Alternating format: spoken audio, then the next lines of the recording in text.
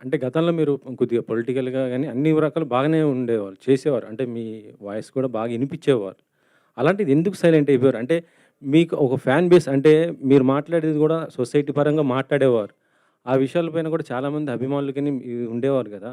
అలాంటి శివాజీ ఇప్పుడు పాలిటిక్స్ నుంచి ఎందుకు డైవర్ట్ అయిపోతున్నాడు ఏంటి? అదే నేను చెప్తున్నాను. ఇక్కడ ఏమైపోద్దంటండి, ఎవరు కూడా నేను పాలిటిక్స్‌లో ఉన్నానా, ప్రజల గురించి మాట్లాడుతున్నానా, పాలిటిక్స్‌లో ఉంటే చుట్టూ ఉన్న పార్టీల్లో ఏదో ఒక పార్టీలని తిడుతూ, రాజకీయ అవతల పార్టీని తిడుతూ ఉండాలి.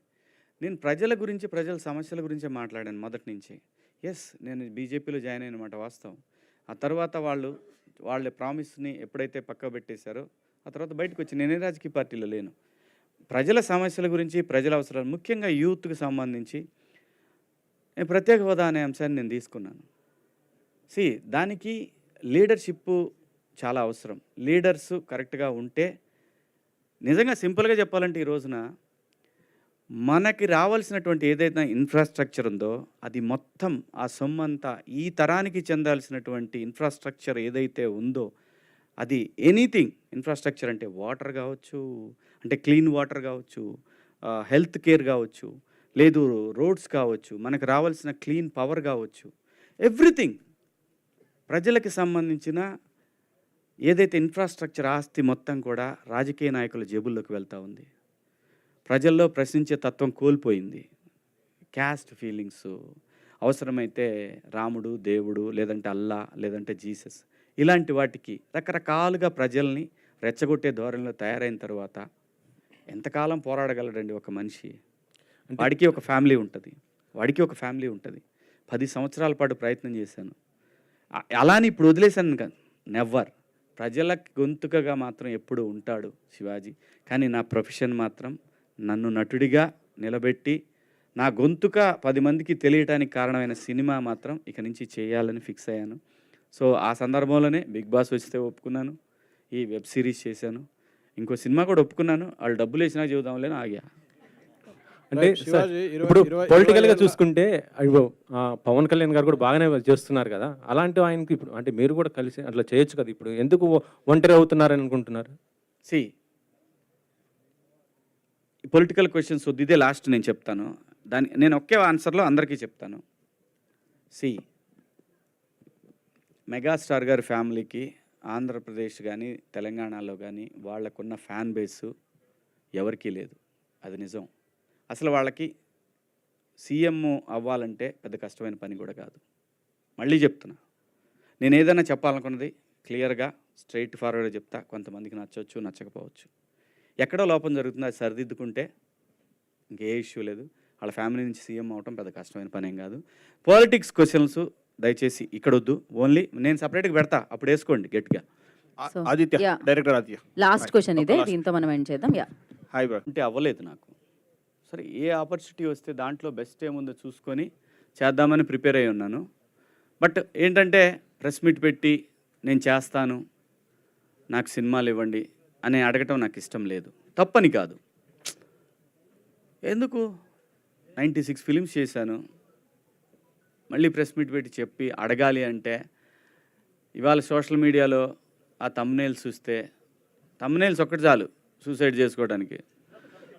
సో, ఆ పరిస్థితిలో ఎందుకులే ఏదైనా ఆపర్చునిటీ రాకపోద్దా లేదా మనమే తీద్దామా అనే ప్రాసెస్‌లో జరిగినటువంటి ఒక అంశం ఇది. దాని నుంచి బాపినీటి గారితోటి నేను చేస్తాను సార్, నాకు ఉంటే చెప్పండి మీరు అని అన్నాను. నేనంటే యాక్చువల్‌గా ఆ సినిమాని మీరు తీసుకుంటారా, మీరు తీస్తారా అని అడగటానికి వెళ్ళాను నేను ఆయన్ని. ఎందుకంటే విన్ యాప్ అప్పుడే వస్తూ ఉందని చెప్పారు నాకు. సో, ఆ సందర్భంలో ఒక 1½ మంత్ తర్వాత ఆయన చెప్పారు, నితిన్ గారు కాల్ చేశారు. కాల్ చేస్తే కథ వింటానండి అని అన్నాను. వెబ్ సిరీస్ సార్ ఇది అన్నారు. నో ప్రాబ్లం, ఏదైతే మనకేంటి అని వెళ్ళి విన్నాను. విన్న తర్వాత నాకు అనిపించింది, ఓకే ఇప్పుడు నేను చేస్తే ఏం చేయాలి, ఏం సినిమా చేయాలి, హీరోగా ఏం సినిమా చేయాలి, హీరోగా మరి వాళ్ళు ఇస్తారా లేదా మనకు తెలియదు.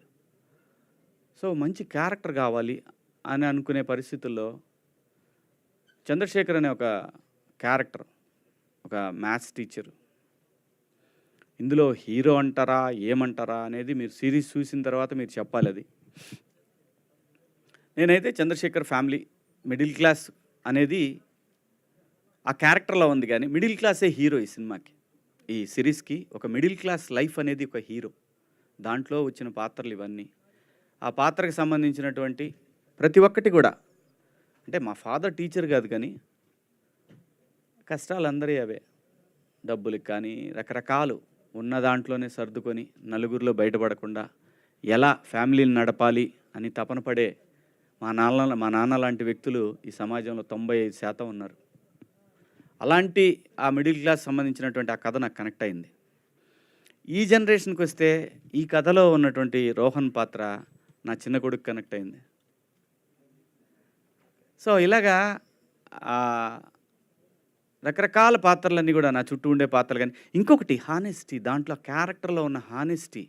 చంద్రశేఖర్ ఏదైతే నేను ప్రశ్నిస్తానో నిజాన్ని మాట్లాడటానికి భయపడను ఎవడికి, అలాంటి ఒక మాస్టారు ఇవాళ ఉన్న ఒక ప్రైవేట్ స్కూల్స్ యుగంలో ఒక మాస్టారు ధైర్యంగా పోయి నేను గవర్నమెంట్ టీచర్ని అయ్యుండి ఒక ప్రైవేటు స్కూల్లో నా బిడ్డలను చేర్చినందుకు సిగ్గుపడుతున్నానని చెప్పటానికి కూడా సిగ్గుపడని ఒక క్యారెక్టర్, ఆ యాజమాన్యాన్ని ప్రశ్నించి వాళ్ళని మాట్లాడకుండా చేసే ఒక క్యారెక్టర్, ఒక నిజాయితీ, ఆ క్యారెక్టర్లో నిజాయితీ, ఆ చంద్రశేఖర్ గారి క్యారెక్టర్లో ఉన్న ఒక నిజాయితీ, ఇవన్నీ కూడా. అలాగే వాసుకి గారి క్యారెక్టర్లో కూడా ఆ పిల్లల్ని ఆ కష్టం తెలిసే విధంగా పెంచే ఒక ఇది.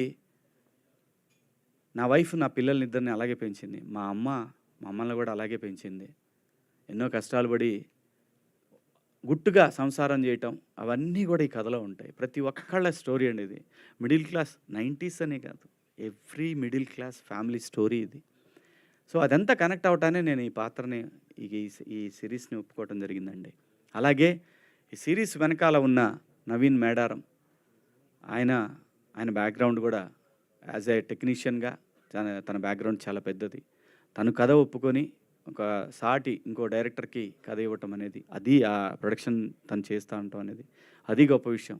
ఇతని కథని నమ్మి ఈటీవీ విన్ వాళ్ళు చేయటం అనేది డెఫినెట్గా ఇతను కొత్త కుర్రాడు, ఇతనికి ఇవ్వటం అనేది వాళ్ళనే యాక్సెప్ట్ చేయించాడంటే వీడి దగ్గర ఏదో మ్యాటర్ ఉంది విందామని ఖచ్చితంగా విని నిజం ఇది చేయాలి అని అనుకుని ఫిక్స్ అయి చేసిందండి మూర్తి గారు ఇది. వాసుకి గారు ఒక్క నిమిషం లక్ష్మి. వాసుకి గారు మీకు సో ఇందాక శివాజీ గారు చెప్పారు బాలచంద్ర గారి స్కూల్ నుంచి వచ్చారని. సో బాలచంద్ర గారి సినిమాలంటే మనకు తెలుసు. సో అన్నీ కూడా ఆయన ఎక్కువగా 95% మిడిల్ క్లాస్ కథలు అన్నీ కూడా. సో మీరు ఎలా ఈ కథకి రిలేట్ అయ్యారు?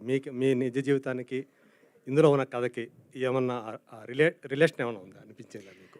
రిలేషన్ కాదండి, నేను వచ్చిందే మిడిల్ క్లాస్లోంచే. ఈ